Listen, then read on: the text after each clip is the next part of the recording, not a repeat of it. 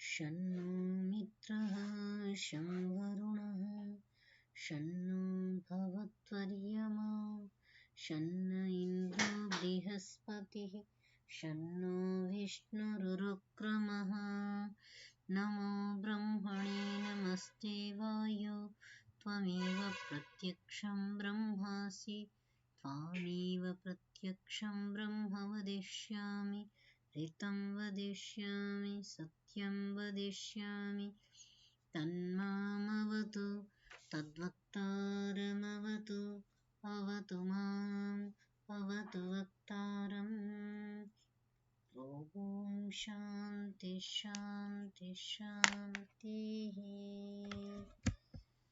सर्वेभ्यो नमः। नमो नमः। सर्वेभ्यो नमः।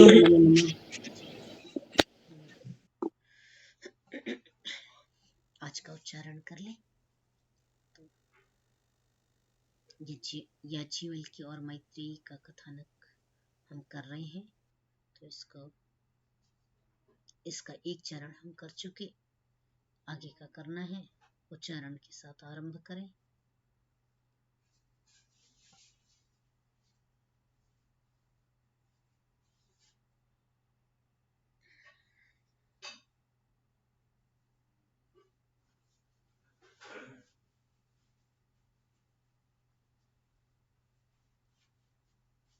कौन कर रहे हैं? मैं करूं? कर लीजिए। ब्राह्मण 4 खंड का 7।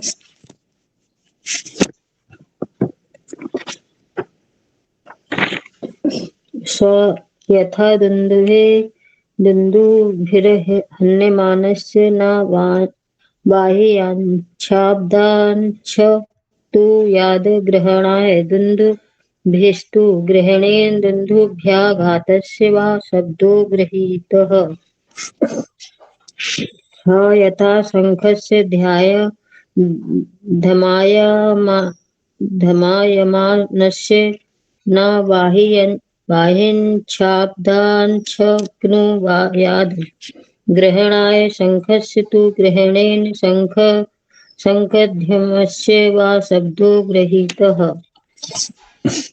स यथा वीणायै बाध्यमानै न बाह्यच्छाब्दाच्छक्नुयात् ग्रहणाय वीणायै तु ग्रहणेन वीणावादस्य वा शब्दो गृहीतः। सा यथा द्रैधाग्नेरभिहितात् पृथग् धूमः विनिश्चरन्त एवं वा अरेष्यः मतो भूतस्य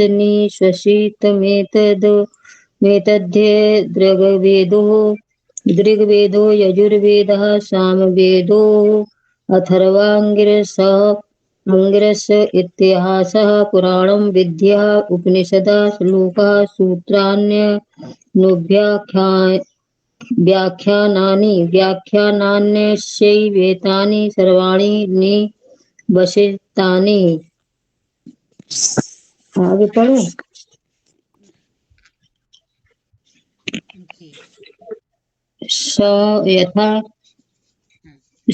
स यथा सर्वासां समुद्र एकायनमेवं सर्वेषां स्पर्शानां त्वगेकायनमेवं सर्वेषां रसानां जिह्वैकायनमेवं सर्वेषां गन्धानां नासिके एकायनमेवं सर्वेषां रूपाणां चक्षुरेकायनमेव सर्वेषां शब्दानां श्रोत्रमेकायनमेवं सर्वेषां संकल्पानां एकायनमेवं सर्वासां विद्यानां विधेयमेकायनमेवं सर्वेषां कर्मणां हस्तावेकायनमेवं सर्वेषां मानन्दानामुपस्थः एकायनमेवं सर्वेषां विसर्गाणां वायुरेकायनमेवं सर्वेषां मध्वनः पादावेकायनम् एवं सर्वेषां वेदानां भागेकायनम्। ठीक है, आगे आगे पढ़ूं? इतना ही कर लेते हैं, फिर आगे देख लेते हैं। जी।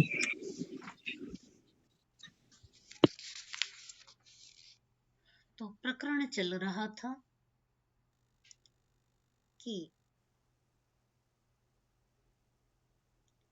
याज्ञवल्क्य ने मैत्रेयी को कहा कि वह अमृत जो है, जिसकी बात मैत्रेयी ने कही कि मुझे उसका ज्ञान दीजिए जो नाश नहीं होता, अमृतस्य तो नाशास्ति वित्तेन, तो मुझे वह अमृत का ज्ञान दीजिए। उसके विषय में यह चर्चा चल रही है,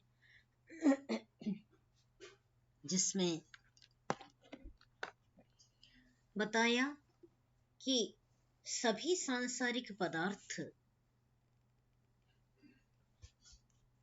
दूसरे के लिए प्रिय नहीं होते, अपितु व्यक्ति जो है आत्मा के हेतु या स्वयं के हेतु समस्त कार्यों में प्रवृत्त होता है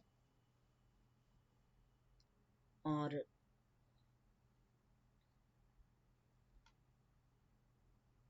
ब्रह्म को छोड़ करके अन्यत्र कहीं भी विचरण न करना, कि प्रसंग कल हमने किया था कि आत्मा जो है वही जानने योग्य है। आत्मा और परमात्मा दोनों शक्तियां अंतःकरण में विद्यमान हैं, अतः कई बार आत्मा शब्द से दोनों का ग्रहण हो रहा होता है और कई बार एक का ग्रहण हो रहा होता है। इसी प्रकरण को देखते हुए कहते हैं आगे कि स यथा दुंदभेर हन्यमानस्य, आत्मा के विषय को ही यहाँ पर चर्चा कर रहे हैं। कहते हैं कि जैसे दुंदुभी को ताड़ित किया जाए, जो नगाड़ा होता है उस पे यदि चोट की जाए तो न बाह्यान शब्दान शक्नुयात ग्रहणाय, उससे फिर उसी का शब्द सुनाई देता है और उसके जो शब्द होते हैं उनको सोचे कि वो कोई पकड़ ले, ग्रहण कर ले,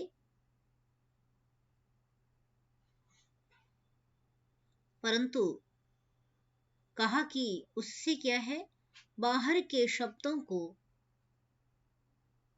जो बाहर उस निकल करके जो ध्वनि आ रही है, नगाड़े से निकल करके जो बाहर ध्वनि आ रही है, वो न शक्नुयात ग्रहणाय, उसको पकड़ने का सामर्थ्य नहीं होता। पर दुंदुभी को पकड़ लेने से दुंदुभी आघातस्य व शब्दः गृहीतः,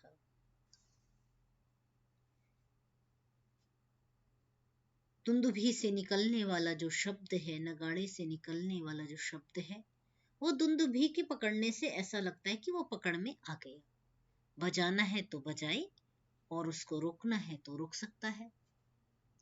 तो नियंत्रण करने के लिए शब्द को नहीं पकड़ा जा सकता, दुंदुभी के नियंत्रण करने के लिए जिससे वह शब्द निःसृत हो रहा था, उस दुंदुभी को पकड़ लेने पर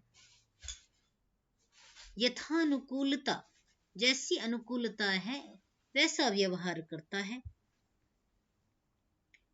कह रहे हैं इसी प्रकार स यथा,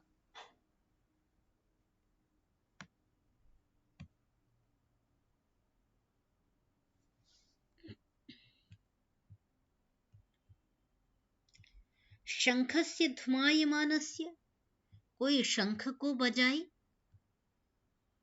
और बाहर जो शब्द शंख से निकल करके आ रहा है, उस शब्द को पकड़ना चाहे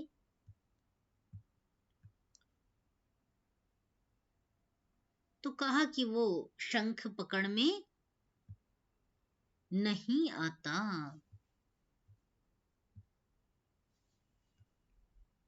और यदि शंख को पकड़ लिया जाए तो वह शब्द उसकी अनुकूलता रूप वैसा ही बजने लग जाता है।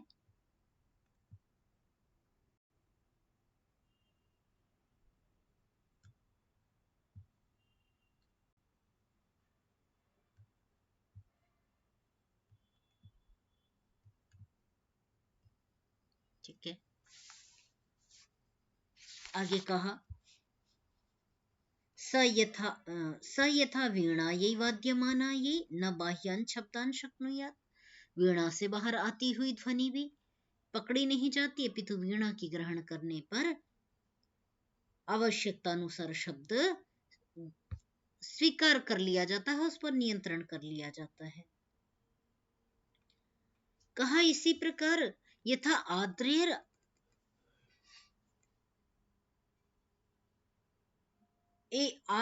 आद्रैथाग्नेर, जो आद्र एध है, लकड़ियां हैं, अग्नेः अभ्याहितात् पृथक धूमाः विनिश्चरन्ति।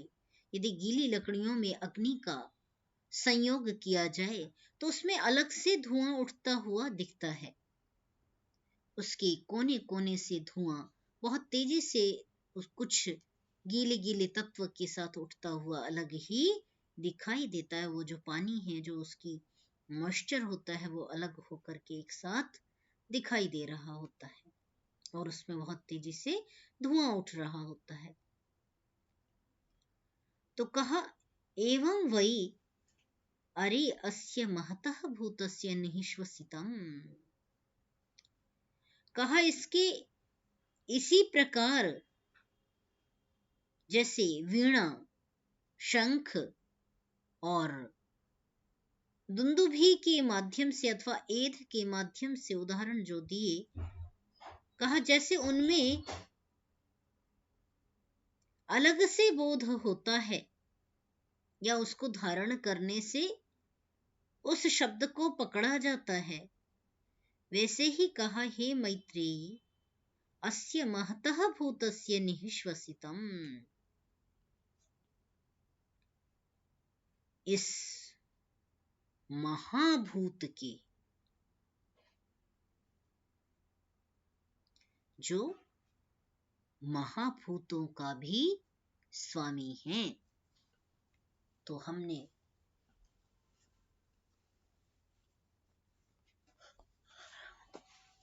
महाभूत से पंच महाभूत कहे, तो जो पंच महाभूतों का भी आत्मा है, स्वामी है, उनका निःश्वसितम्, उनका क्या है, ये निःश्वास है।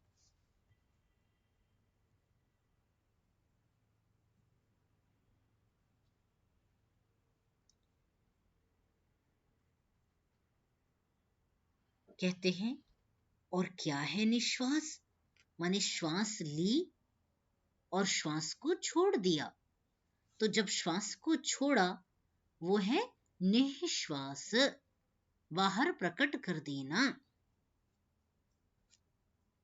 शिवराज विजयम ग्रंथ को आप जब अध्ययन करते हैं तो उसमें क्या है, प्रथम निश्वास, द्वितीय निश्वास।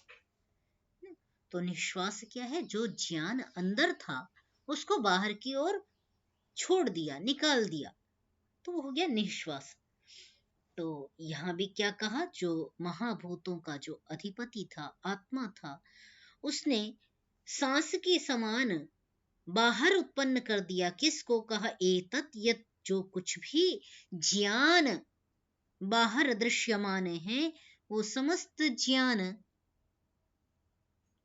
उस पर ब्रह्म परमात्मा ने, जो पंच महाभूतों का आत्मा था, महाभूतों का जो आत्मा था, उसने बाहर की ओर प्रकट कर दिया। ऋग्वेद, यजुर्वेद, सामवेद, अथर्ववेद, इतिहास, पुराण,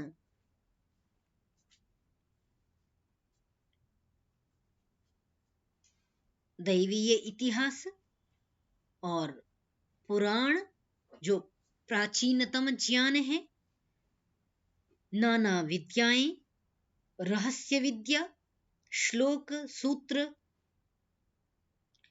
इन सभी को अनुव्याख्यानानि, इनका अनुव्याख्यान किया। जो ज्ञान का प्रथम स्रोत था, ऋग्वेद, यजुर्वेद, सामवेद, अथर्ववेद, अथर्वांगिरस, उनसे ही अनुव्याख्यान, व्याख्यानानि अस्य एव एतानि सर्वाणि निश्वसितानि। जो व्याख्यान था, जो वेदों का जो प्रथम निश्वास जो किया, उस निश्वास का ये सारा इतिहास, पुराण, विद्याएं, उपनिषद, श्लोक, सूत्र, इन सब का अनुव्याख्यान किया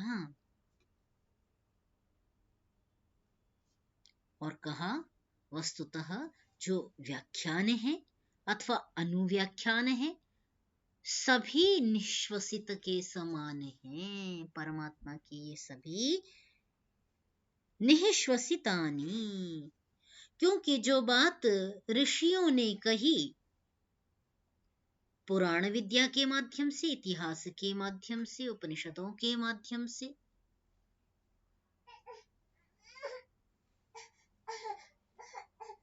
वो उन्होंने अपना नया संप्रदाय, अपना नया मनगढ़ंत विचार उन्होंने नहीं कहा।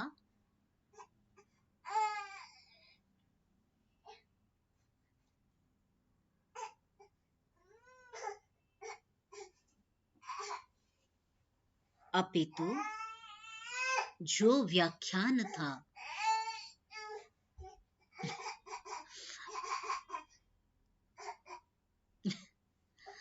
उसका ही अनुव्याख्यान किया। तो जो वेदानुमोदित है, जो ऊहा, जो मति ईश्वर की प्रेरणा से ऋषि मुनियों ने प्राप्त की, उसी ऊहा, उसी प्रेरणा से उन ग्रंथों का रचयन किया, प्रणयन किया। अतः जो व्याख्यान था और अनुव्याख्यान था, दोनों ही निश्वास के समान हैं।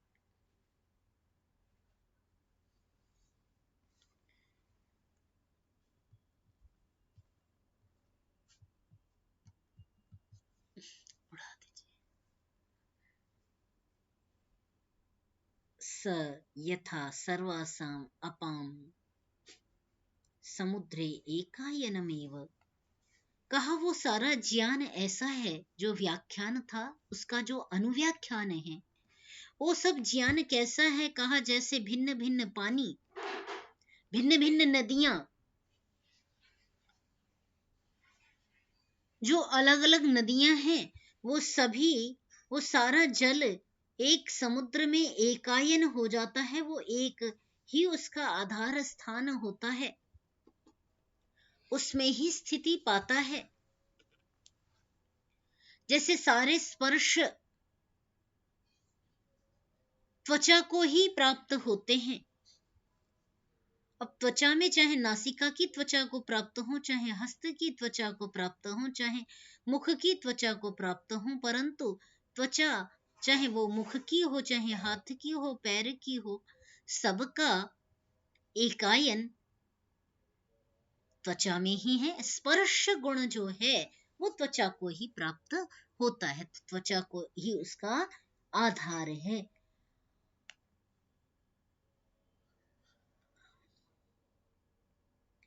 कहा इसी प्रकार सर्वेषाम गंधानाम नासिके एकायनम, सभी जो घ्राण के विषय हैं वो नासिका को प्राप्त होते हैं।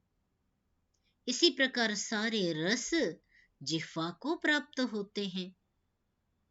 इसी प्रकार सारे रूप चक्षु के साथ एकीकृत होते हैं। इसी प्रकार सभी रसों, सभी शब्दों को श्रोत्र से ग्रहण किया जाता है। सभी संकल्पों को मन से स्वीकार किया जाता है। सभी विद्याओं को अंतःकरण में, हृदय में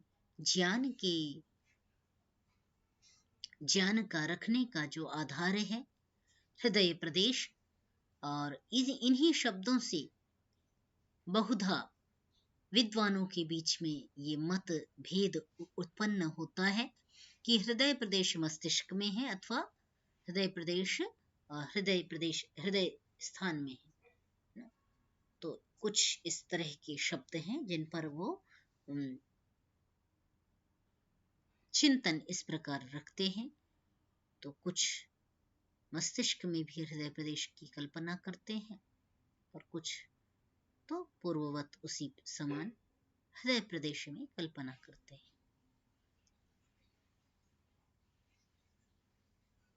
कहा सभी विद्याएं हृदय में एकीकृत हो जाती हैं। सभी कर्म हाथ में हैं।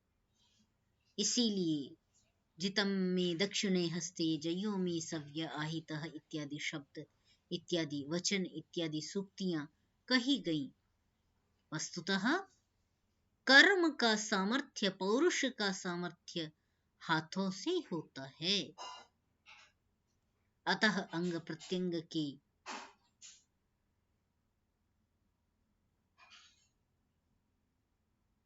दूषित होने पर भी हस्तों के द्वारा समस्त पुरुषार्थ संपन्न किया जाता है। कहा सभी आनंद उपस्थेंद्रिय में विद्यमान है, उसके साथ एकीकृत होते हैं। क्योंकि आधार का जो प्रथम चक्र है वो मूलाधार चक्र है। सभी विसर्गों की त्याज्य की विष्ठा जो है उसके लिए पायु एकमात्र स्थान है, पायु इंद्रिय। और सभी मार्गों को पेगमन करने के लिए पाद ही एकमात्र मार्ग हैं, गमन कराने वाले हैं।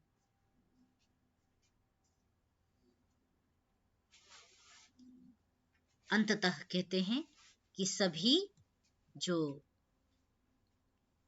वेद हैं वो उनका एकाकार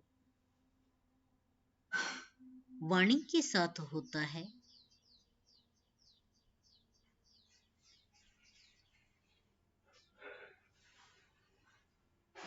तो सारी जो ज्ञान का जो व्याख्यान था, अनुव्याख्यान था, वो वाणी को ही प्राप्त होता है। ये बात कही कि जैसे ये सभी अपने अपने आधार को प्राप्त होते हैं, वैसे ही जो ज्ञान है वो निश्वास के समान उस आत्मा में ही विद्यमान रहते हैं। जिस आत्मा की बात यहाँ उपर्युक्त प्रकरण में की गई है,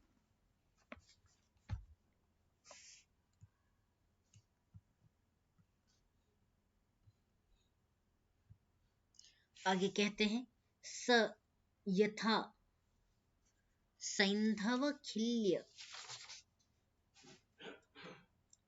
उदके प्रास्तम उदकमेव अनुविलीयते। न ह अस्य उद्ग्रहणाय एव स्यात् यतः तु त्वादधीत।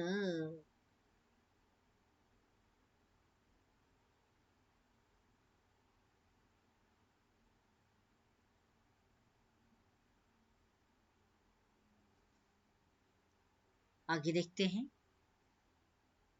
जैसे स यथा सैंधवखिल्यः उदके प्रास्तः।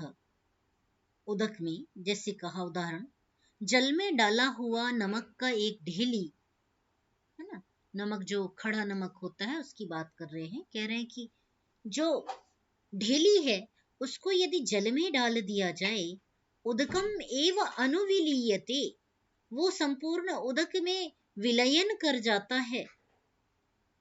नह अस्य उद्ग्रहणाय एव स्याद्, उसको पकड़ा नहीं जा सकता। फिर जब वो उसमें घुल जाता है, मिल जाता है, तो उसको अलग से ग्रहण नहीं किया जा सकता। जहां कहीं से भी यतः यतः आददीत, उस जल को जहां कहीं से भी निकाले, आगे से, पीछे से, ऊपर से, नीचे से,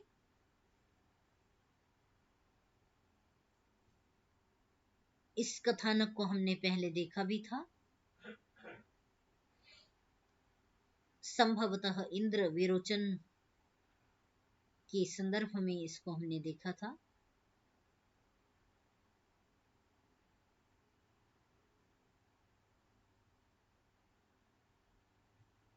तो कहा कि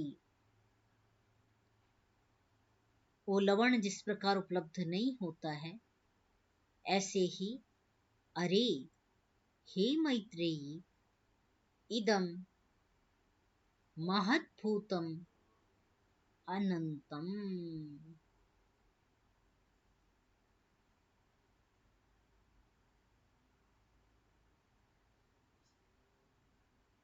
ऐसे ही महद्भूतम अनंतम अपारम विज्ञान घनः एव एतेभ्यः भूतेभ्यः समुत्थाय तानि एव अनु विनश्यति न प्रेत्य संज्ञा अस्ति इत्यपरे ब्रवीमि इतिह उवाच याज्ञवल्क्यः। याज्ञवल्क्य ने कहा, क्या कहा, कि जैसे लवण पानी में घुलकर के अपने अस्तित्व को समाप्त कर देता है, मतलब दृश्यमान नहीं होता है, यद्यपि वह सबके साथ व्याप्त तो होता है, संपूर्ण जल में व्याप्त होता है, उसका जो अलग से उपलब्धि है वो नहीं हो पाती है। कहा कि इसी प्रकार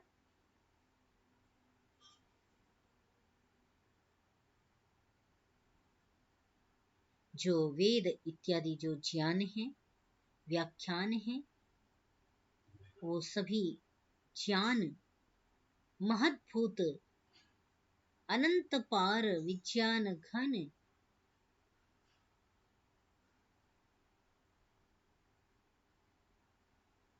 वो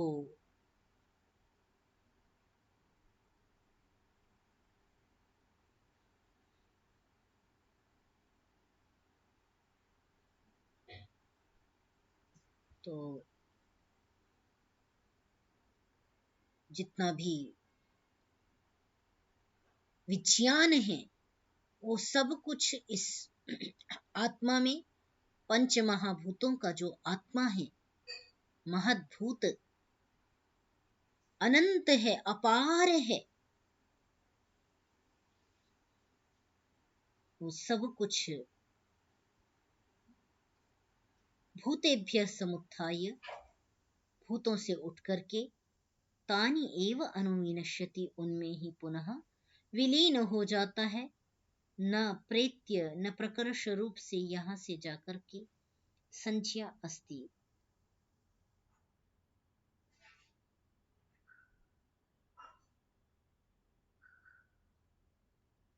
तो इस प्रकार जो जीवात्मा है वो जो कुछ भी ज्ञान प्राप्त करता है वो उसके हृदय की हृदय में पूर्णता से व्याप्त हो जाता है और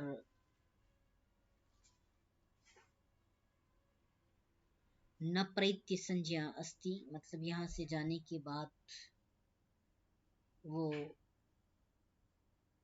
उसका इस नाम से संबोधन नहीं होता है जिस नाम से लोक में वो जाना जाता है।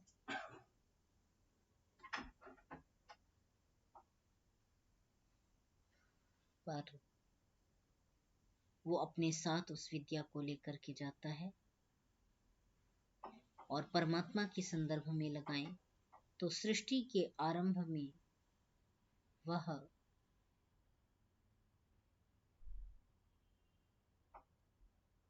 उस विद्या को देने वाला है या ग्रहण करने वाला है। परमात्मा के संदर्भ में भी उसी प्रकार संयुक्त करते हैं। यह रहस्य है कहा इति ब्रवीमि ह उवाच याज्ञवल्क्यः, यह रहस्य मैं तुम्हें बताता हूँ कि वह जो आत्मा है और परमात्मा है वो उस ज्ञान को संजोए हुए रहते हैं। ठीक है।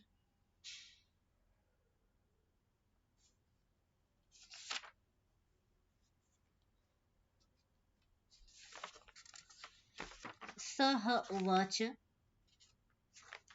मैत्रेयी अत्रैव मा भगवन् अमू मुहन न प्रेत्य संज्ञास्तीति सह उवाच याज्ञवल्क्यः न वा अरेऽहं मोहं ब्रवीमि अलम वा अरम इदं विज्ञानाय। कहा कि आपने जो ये कथन कहा, मैत्रेयी कहती है हे भगवान आपने कहा कि यहां से जाने के पश्चात उसकी कोई संज्ञा नहीं रहती। यह कथन कह करके आपने क्या किया, न प्रत्य संन्यास्तिति, यह कह करके तो आपने मुझे संकट में डाल दिया। मुझे नया प्रश्न करने के लिए मेरे मन में नए नए प्रश्न विचार उठने लग गए। तो याज्ञवल्क्य ने कहा अरे मैत्रेयी,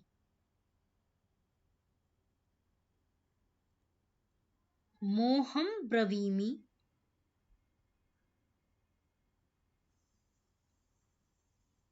क्या कहा कि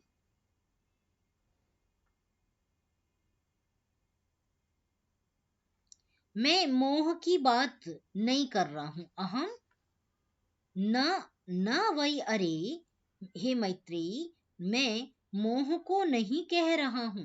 मैं तुम्हें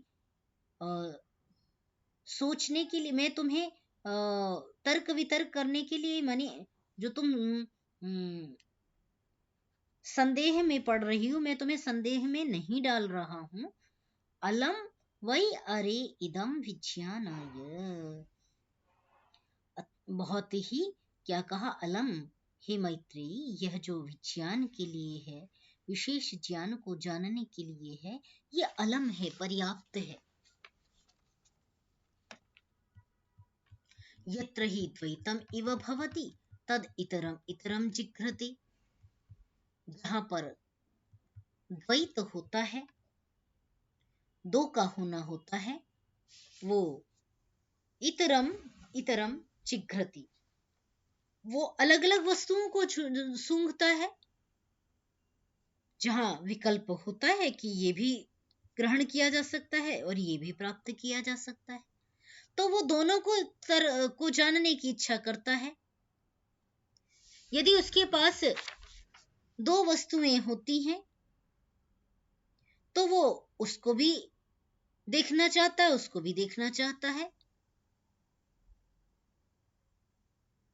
जैसे दो बॉक्स हैं तो हमारी जिज्ञासा होती है दोनों को देख लें, इसमें क्या रखा हुआ है, इसमें क्या रखा हुआ है। जब द्वैत होता है तभी इसको भी सुन लूं और इसको भी सुन लूं, इसको भी मान लूं अथवा इसको भी मान लूं, इसको भी जान लूं।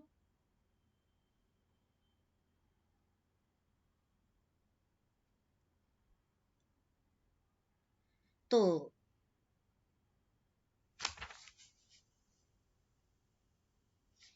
इसको भी कह दूं, इतरम विजानाति, तद इतरम इतरम विजानाति यत्र वा अस्य सर्वम आत्मा एव अभूतत् केन कम जिघ्रति केन कम पश्यति पश्येत् तत्केन कम शृणुयात् तत्केन कम अभिवदेत् तत्केन कम मन्वीत तत्केन कम विजानीयात् येनेदं सर्वं विजानाति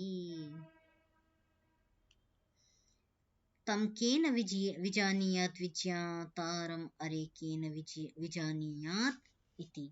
क्या कहा? कहते हैं कि भाई दो वस्तुएं हों तो अलग, इसको सुने उसको सुने, इसको सूंघे उसको सूंघे, इसको देखे उसको देखे, इस प्रकार का बर्ताव होता। परंतु जब एक ही यहाँ पर वस्तु है जो स्वामित्व धारण करने वाला है, वो एक ही है, ऐसा याज्ञवल्क्य ऋषि कह रहे हैं कि अलग अलग हो तब ना उसको किसको देखे, किसको छोड़ देवे, किसको देख लेवे। तो कहा यहाँ द्वित्व नहीं है, एक आत्मा ही है, और जो आत्मा है उसी को सब कुछ प्राप्त होता है, समस्त ज्ञान उसमें आधारित होता है, आश्रित होता है।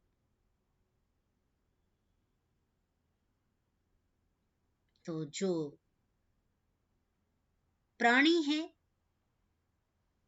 वो उसमें बैठा हुआ जो आत्मा है, हृदयाकाश में बैठा हुआ जो आत्मा है, उससे ही वो समस्त ज्ञान ब्रह्मांड का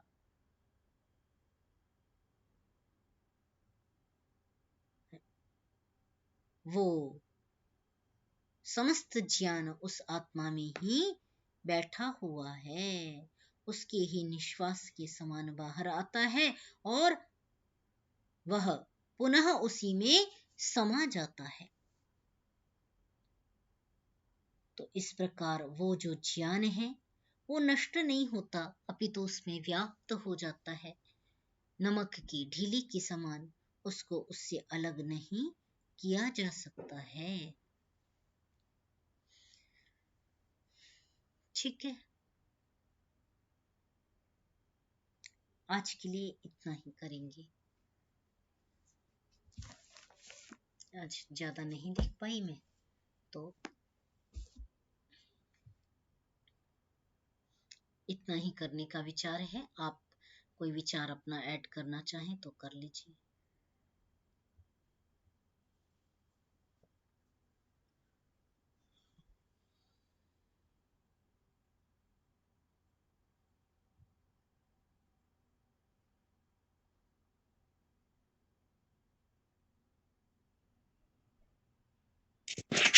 मैम ये जो आखिरी वाला है ना, ये समझ नहीं आया कि दो वस्तुओं की बात हो रही है क्या? जब भौतिक मतलब जब महाभूत आ जाते हैं तभी ये विषय प्रकट होते हैं ना, देखना सुनना वगैरह। तो यहाँ पे जब सृष्टि है तो हम दो चीजों को देखेंगे ना, एक आत्मा और एक बाहर। ये थोड़ी सी स्पष्टता, जैसे अभी आपने दो वस्तुओं वाली बता दी ना, वो द्वैत थोड़ा सा समझ नहीं आ रहा, मतलब मुझे नहीं समझ आ रहा। यहाँ पे सृष्टि प्रक्रिया में 5 महाभूतों से मतलब पूरी चीजें आई, उसी का शब्द रूप वगैरह है ये, रूप रस गंध स्पर्श आदि। तो यहाँ पे आत्मा जो है सबको मतलब देखता सुनता या विषय को देखता है। तो यहाँ पे आत्मा, ये थोड़ा सा मतलब मुझे क्लियर नहीं हो रहा, समझने की कोशिश कर रही हूँ पर समझ नहीं आ रहा कि ये दो वस्तुओं वाली बात नहीं है मैम, यहाँ पे ऐसा मुझे लग रहा है। जैसे आप उससे क्या समझ पा रही हैं, उसे रखें एक बार। जैसे कि मतलब पृथ्वी तत्व आया तो हमें गंध मिल रही है ना, तो जब हम पृथ्वी तत्व को ही पकड़ते हैं, है ना, पृथ्वी को ही समझते हैं, जी तो गंध तो हमने उस मतलब पृथ्वी के गंध को पकड़ा, किंतु पृथ्वी को किसने उत्पन्न किया, या पृथ्वी की सत्ता, जैसे हम कहते हैं पंच महाभूतों से बना हुआ ये ब्रह्मांड है ना, हमने एक को पकड़ा ना पृथ्वी को, परंतु उसमें तो चार महाभूत और भी हैं। तो यहाँ पे आत्म तत्व जो है ना, परम तत्व, यदि उसको पकड़े हम तो मतलब कहने का मतलब है परम तत्व को जानना है ना हमने। वस्तुतः यहाँ जो बात कही जाए, यदि इसको देखा जाए कि यत्र ही द्वैतम इव भवति, द्वैत के समान होता है। एक जो है उसका आदि है, जो जिससे ये चीजें आई हैं, और दूसरा उसका घ्राता श्रोता मनता, और जो जो और गुण कहे कि उसका सूंघने वाला है, उसको देखने वाला है, दृष्टा है, श्रोता है, मनता है, मनन करने वाला है ना। तो द्वैतम इव भवति तद इतरम इतरम जिघ्रति, जो एक तो उसका उद्भावक था और एक उसका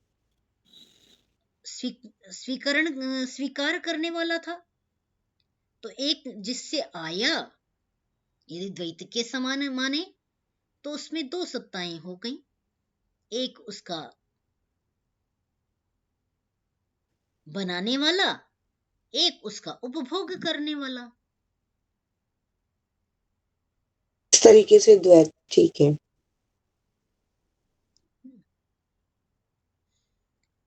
और जो बार बार कह रहे हैं कि पंच महाभूतों से महत्भूत से वो आरंभ हुए, तो उससे पहले जो आत्मा था उसमें ही वो व्याप्त हो गए थे, और उसी ने जब निश्वासितम किया तो निश्वास के समान सभी ज्ञान बाहर आ गया, दूसरे ने उसको ग्रहण कर लिया।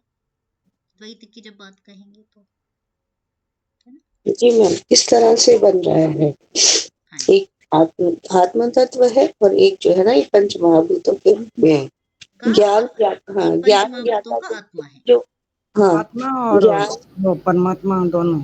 जी जी जी, शशि जी क्या बता रहे हैं? ज्ञान और ज्ञान ज्ञाता ज्ञेय होता है ना मैम, तीन जी, त्रिपुटी से हम व्यवहार को समझते हैं। हाँ जी, हाँ जी। जहाँ पे एक उत्पन्न करने वाला है और एक उसको जानने वाला है। हाँ, और ये मंत्र वो शायद करने वाला हमने पहले देखा था क्या, द्वासुपर्णा सयुजा सखाय वाला। हाँ आया था, हम ये मुंडको उपनिषद में है ये। आया है मुंडक जी। में आया था। तो यदि जो हमने देखा था द्वासुपर्णा वाला, तो उसका भी हम सामंजस्य इस द्वैत में लगा सकते हैं कि दो सत्ताएं ही वो हैं, वो जो चेतन हो रही हैं, वही एक उसको दे रहा है, और उससे इतर जो है उसको जिघ्रण कर रहा है, उसका घ्राण कर रहा है, या दर्शन कर रहा है, या श्रवण कर रहा है, या मनन कर रहा है ना। जी मैम, जी मैम। ठीक है, बहुत अच्छा, बहुत अच्छा, स्पष्टता बनी।